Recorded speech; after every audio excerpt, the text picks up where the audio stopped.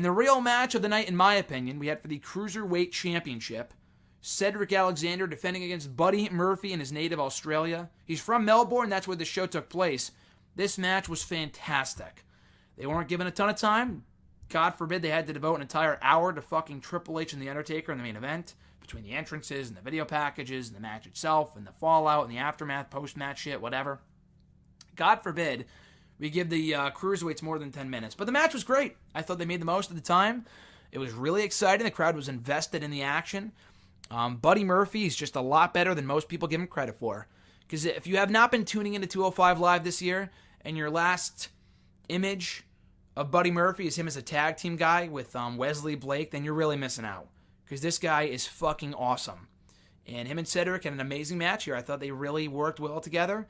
And an awesome, awesome, awesome match. And in the end, Buddy Murphy did what we all hoped he would in clinching the victory and becoming Cruiserweight Champion for the first time in his career, to what was an amazing reaction. Probably louder than anything else in the entire show.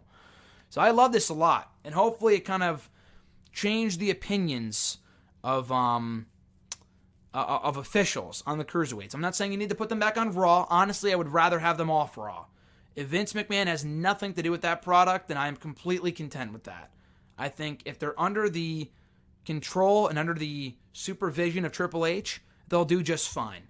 Whenever Vince gets his hands on people like this, they are fucking ruined. Look no further than Enzo Amore and that whole mess of a storyline about a year ago. That shit was terrible. 205 Live has been a revelation ever since Enzo got released at the onset of 2018. Cedric, Buddy, Mustafa have been the three cornerstones of that Cruiserweight division. And it was so cool to see them get the time they deserved on the show, have an awesome match, and have the result that it needed to have. With Cedric, I was thinking about it. What else do you do with him? I was thinking maybe a bit of a mini feud with like Leo Rush to give Leo Rush a big win before he goes to the championship at some point down the road.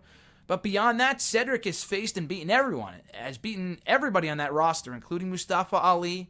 He's beaten Drew Gulak, Cedric Alexander. I mean, he is Cedric Alexander. I'm sorry. Cedric Alexander has beaten Drew Gulak. He's beaten TJP. He's beaten Kalisto. He's beaten Mustafa Ali, Buddy Murphy. Obviously, you have the rematch, the rubber match. The first match took place in Cedric's hometown of, Charlotte, North Carolina. And then this match took place in Buddy Murphy's hometown of Melbourne, Australia. So I'm sure a rubber match is only inevitable. Probably save it for an episode of 205 Live, which is fine. I would not do it at WWE pay-per-view because the crowd would not react the way I would want them to react. And the SmackDown crowds aren't much better, but, you know, I'm glad that they're at least paying attention to the matches and giving the time they deserve on episodes of 205 Live as opposed to the kickoff shows or the fucking, I don't know, the Survivor Series main card. Like, they'd probably get 5 minutes at most. But yeah, with Cedric, he's already beaten everybody.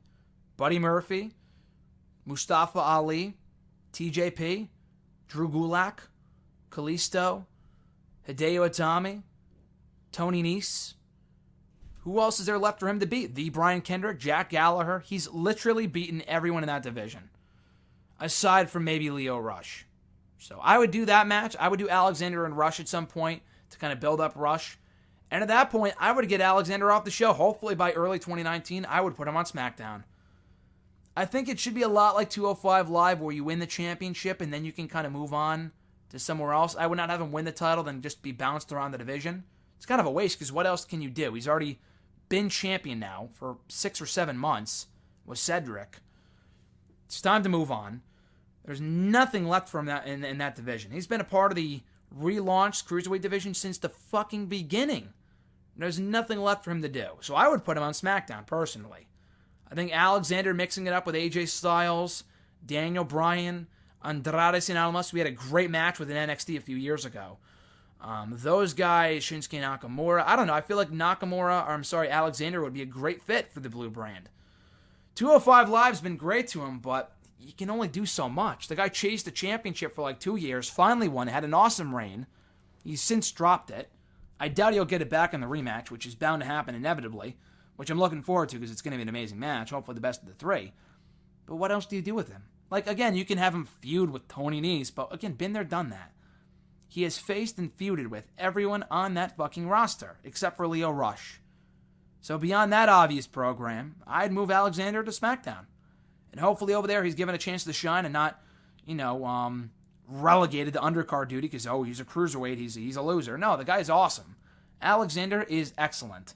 And I think he would do just fine for himself on SmackDown.